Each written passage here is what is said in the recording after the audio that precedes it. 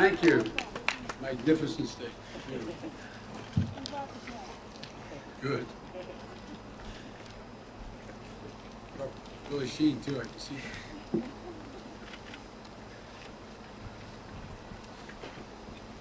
Well, good afternoon, everyone. My name is Victoria Sheehan, and I'm the Commissioner of the New Hampshire Department of Transportation. And it's my pleasure to welcome you to the town of Woodstock, and thank you all for being here. Yesterday, President Biden signed into law the $1.2 trillion Bipartisan Infrastructure Investment and Jobs Act. And now today, the President is here in New Hampshire to discuss how the passage of the bill will impact the Granite State.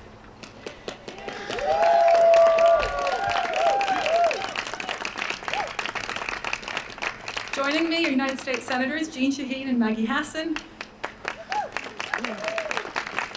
as well as Representatives Annie Custer and Chris Pappas. This landmark piece of legislation represents a substantial investment in infrastructure, increases the investment in transportation significantly. The bill provides a 24% increase in funding for each of the core federal highway programs. In addition, over the 5-year period, New Hampshire will receive another $225 million, specifically for bridge infrastructure, dollars which are much needed to address declining condition. The bill also creates a new electric vehicle charging infrastructure program. It's expected that New Hampshire will receive approximately $17 million for this use. For New Hampshire airports, we anticipate an additional $45.6 million, and for public transportation, New Hampshire will receive approximately $130 million, which is about a 30% increase from prior funding levels. So with the bill now signed into law, my team will work with the New Hampshire Executive Council, Governor Chris Sununu, and the legislature to make sure we put these dollars to good use. The investment is sizable and much needed, and we at the New Hampshire Department of Transportation are eager to get to work, advancing projects such as the rehabilitation of the bridge we're standing on today. And so it's my distinct honor and privilege to introduce the President of the United States. So please join me in welcoming President Joe Biden to New Hampshire and to Woodstock.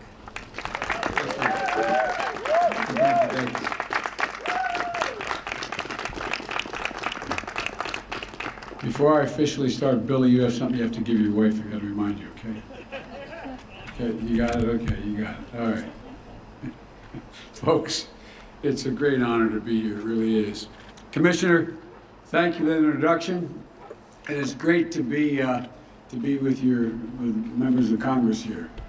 Maggie Hassan, Senator Jeanne Shaheen, Representative Annie Custer, as well as Chris Pappas. And let me tell you, the infrastructure law signed yesterday, and this is not hyperbole, would not have been possible without this delegation. That's a fact.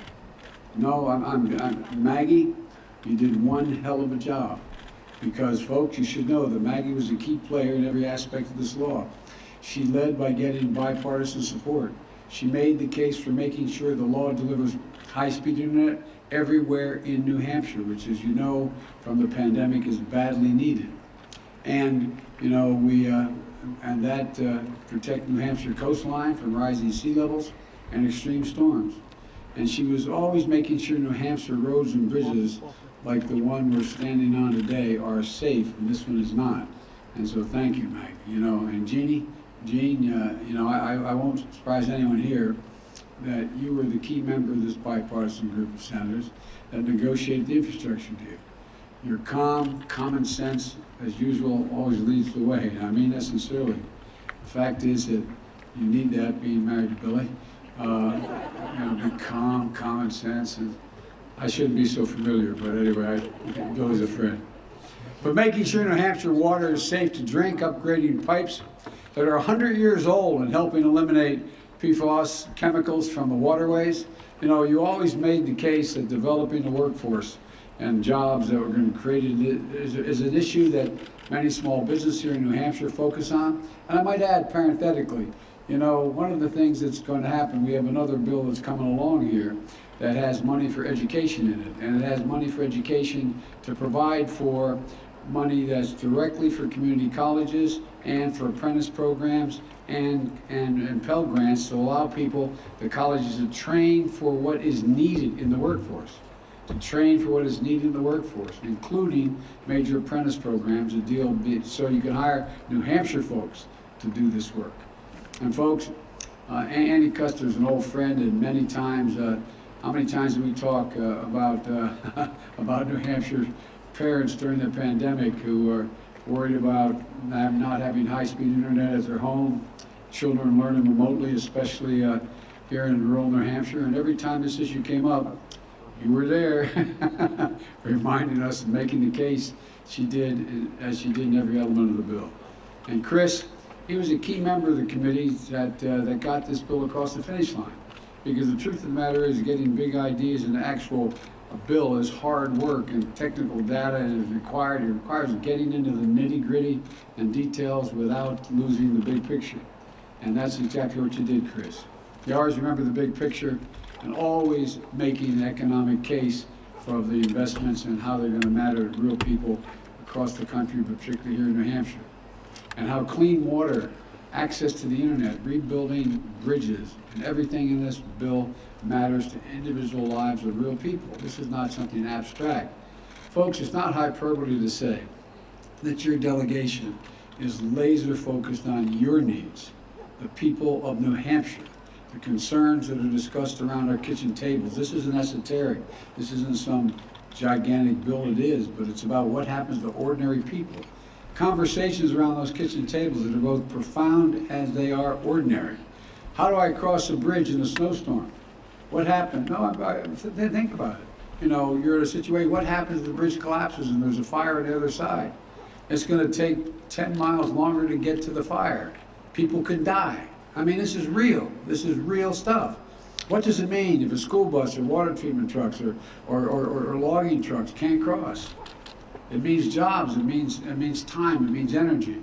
More broadly, how do we emerge from this pandemic, not just in a little breathing room, but a real fighting chance to get ahead? There are the things that take place at the kitchen tables where I grew up, and where all of you, where everybody's living.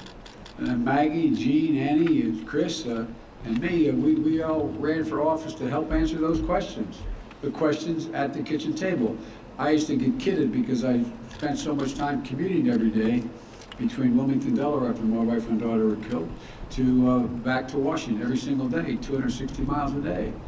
And I'd ride home and I'd look out the window, this is God's truth, just outside of Washington. And I'd go through a long stretch of residential neighborhood. And I could see the lights on in the kitchens and in the dining room. And I wonder, what is it what are they talking about? What are they thinking about? Because that's why I ran. That's why these folks ran. It's about building they're taking care of their legitimate needs, and to make sure democracy delivers for everybody. You know, we promised that we couldn't just build back what we had before. We had to build back better, and that's an environmental requirement. Now, a highway gets washed out, you can't build it back to what it was before, which used to be the measure. You got to build a couple feet higher, because even if we gain control of the climate, it's not going to go back to what it was before. It's not going to be that way. And despite the cynics, Democrats and Republicans, we can work together. We can deliver real results. We can deliver real people results that are going to affect their lives. And that we're taking a monumental step forward in building back better for this nation. My message to the people of New Hampshire is simple. It's this. Because of this delegation, New Hampshire and America are moving again. Your life is going to change for the better, and that's literal. For example, the Pemmy Bridge here, I just walked across, opened in 1939, 82 years ago. This may not seem like a big bridge, but it saves lives and solves problems. Let me tell you why. Businesses depend on it, like the local propane company, or the sand and gravel company, or the logging trucks, or the public services depend on it, school buses, wastewater trucks, cross it every day. It's essential to Woodstock Fire Station, about a quarter of a mile away. Without this bridge, as I said earlier, it's a 10-mile detour just to get to the other side. And I know, having had a house burned down with my wife in it, she got out safely, God willing, but having a significant portion of it burned, I can tell 10 minutes makes a hell of a difference. It makes a big difference. Folks, every mile counts, every minute counts in an emergency. And folks, This is a bridge that has been structurally deficient for years. I'm preaching to the choir, I know. But the fact is, it used to be able to carry 40-ton trucks. Now the bridge is down to 20-ton restrictions. In a couple of weeks, it's going to be closed to put steel plates down over the weekend for sections of this deck. That steel plate is basically like putting a Band-Aid on a major wound. This is going to make it bumpy for drivers, difficult for snow plows, and it's still dangerous for bikers. And when that's done, the bridge may need even more weight restrictions. The state has already spent $250,000 in Band-Aid repairs on this bridge alone. And right now there are 215 bridges in your state, 215 bridges deemed structurally unsafe in New Hampshire alone. Many of them are less trafficked bridges. They're often overlooked when decisions are being made about where and how to invest and rebuild. But these bridges are essential in small towns, rural areas, farmers and small businesses like in my state of Delaware. Not only you have about 700 miles of highway in New Hampshire that is listed in poor condition. Driving on these roads that need repair costs New Hampshire drivers an estimated extra $476 every year per person driving in gas and repairs and longer commute times. That's $476 in hidden tax on New Hampshire drivers as a result of deteriorating infrastructure. But thanks to the infrastructure law, we're going to make the most significant investment to modernize our roads and our bridges in 70 years. The law is going to speed up replacement of bridges by at least a year and allow New Hampshire to invest in other critical infrastructure needs. Thanks to the congressional delegation, this law also represents the most significant investment in passenger rail in 50 years in public transit ever. Here in New Hampshire, that means replacing about 1/3 of the transit vehicles, buses and the like, that are past their useful life. And what it means, you'll be safer, you'll get to where you're going faster, and you'll save money. And this means jobs for folks making these upgrades. It's estimated to create up to 2 million jobs extra a year, and up to 16 million jobs nationwide. Good paying jobs, union jobs, jobs you can raise a family on, jobs that can't be outsourced. And that's not all. The bipartisan bill is going to mobilize our ports and our airports and freight rail to make it easier for companies to get goods to market. Reduce supply chain bottlenecks we're experiencing now. I just had to convince the ports of Long Beach and Los Angeles, where 40% of all products come into the western United States, to stay open 7 days a week, 24 hours a day, because they're backing up ships and container vessels for miles and miles and miles, hundreds of them. And that's the reason why you don't have things on the shelves. Why? Because people were dying of COVID in the eastern part of the Pacific, or the western part of the Pacific, making the products that we're in fact buying here in the United States of America, or the products that go into the products we buy. Folks, we're going to lower costs for you and your families. This congressional delegation, we're going to start by replacing 100% of the lead water pipes and service lines in the United States and address PFAS as a dangerous forever chemical that is a threat to drinking water here in New Hampshire. Every American, every child should be able to turn on the faucet and drink clean water, which will also create thousands of good paying jobs for plumbers and pipe fitters replacing these pipes. You know, in every meeting about this law, this delegation made it clear that high-speed internet is as essential as clean water and electricity. I don't know how many times you all told me that, but I think I already knew it, but you didn't forget it. And now, not just in New Hampshire for New Hampshire families, but New Hampshire businesses as well. Today, 1 in every 10 New Hampshire households doesn't have internet subscriptions. And in a lot of places, there's no broadband infrastructure at all. And the law is going to make high-speed internet affordable and available everywhere in New Hampshire, urban, suburban, rural. It's going to create jobs laying down those broadband lines. In the 21st century America, no parent should ever have to sit in a parking lot of a fast food restaurant to connect to the internet so their kids can do their homework or they can get their job assigned. Really, think about it. This law also builds on our resilience to extreme weather. Southwestern New Hampshire, there have been 200-year storms in recent years. Hurricane Irene hit New Hampshire really hard. And you all know that every winter power will go out from ice storms. Well, from 2010 to 2020, extreme weather events cost New Hampshire $500 million in damages. Nationwide extreme weather events cost this year, $99 billion in damages. I can tell you because I flew over almost all of it. You know, more fires in the West burned to the ground homes, businesses, and forests than the entire state of New Jersey, from Cape May to New York City. This is the United States of America, for God's sake. And why is it happening? Well, the severe storms that are knocking down all the wires. Anyways, there's a lot going on. This law builds back our bridges, our water systems, our power lines, our grids, and for better and stronger resilience. So fewer Americans are going to be flooded out of their homes, lose power for days and weeks after storms hit. Look, there's much more to this law, but most of all, this law does something else that's truly a start. Maggie, Jean, Annie, Chris, we understand that it is time to rebuild the backbone of this nation. It's the reason why I ran. I left politics. I had no intention of running again until I really got upset when I saw those folks coming out of that field down in Virginia carrying swastikas and torches and white supremacists.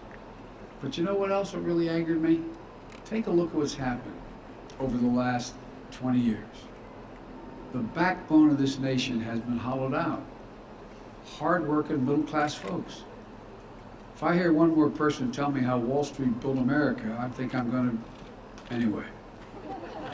But seriously, the middle class built this country, and they've been left out.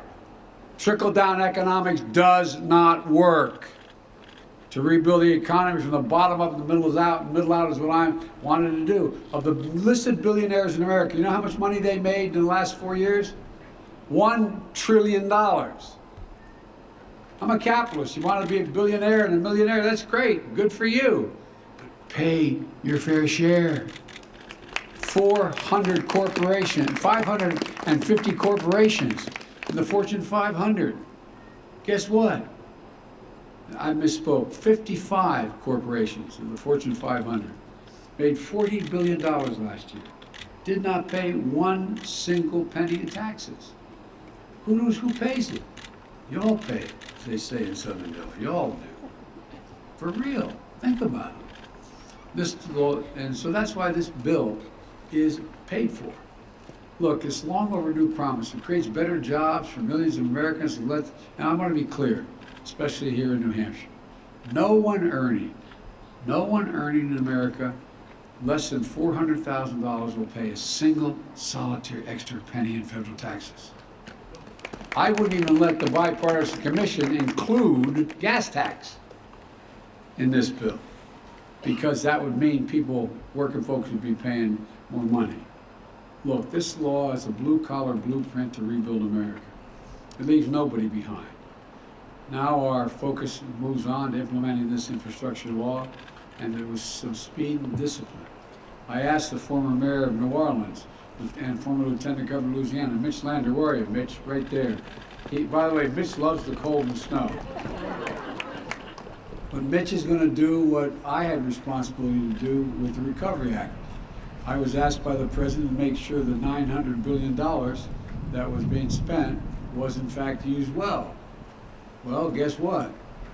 We spent all that money, we rebuilt a whole awful lot of things, and less than 0.1% waste or fraud. That's going to be Mitch's job, making sure that everything gets out and it goes where it's supposed to go. Look, we're at an inflection point in American history. This law meets that point. For most of the 20th century, we led the world by a significant margin because we invested in ourselves. But somewhere along the way, we stopped investing in ourselves. We've risked losing our edge as a nation, and China and the rest of the world are catching up, in some cases passing us. Our infrastructure used to be rated the best in the world. Now, this is not a joke. The best in the world. And according to the World Economic Forum, we now rank 13th in the world in terms of infrastructure. Well, we're about to turn things around in a big way. For example, because of this law, next year will be the first year in 20 years that American infrastructure investment will grow faster than China's, for example. And we'll once again have the best roads, bridges, ports, and airports. And we're building again and we're moving again. Folks, when you see these projects start in your hometowns, I want you to feel what I feel, pride. Pride of what we can do together as the United States of America. And some, you know, I think the same goes, I don't want to get into it in detail because you're going to be freezing, but my plan to build back better for our people. Getting folks back to work and reducing the cost of things like child care, elder care, housing, health care, prescription drugs. 14 Nobel laureates in economics said it'll actually bring down the cost. It will reduce the deficit, and it will totally paid for, and it's going to reduce inflation. And to meet the moment of climate change as well. The leadership of this delegation, I'm confident that the House is going to pass this bill. And when it passes, it'll go to the Senate. I think we'll get it passed within a week. And it's fully paid for. It'll reduce the deficit over the long term, as I said. And again, no one making less than $400,000 will pay a single penny more in federal taxes. Let me close with this. Throughout our history, we emerged from crisis by investing in ourselves.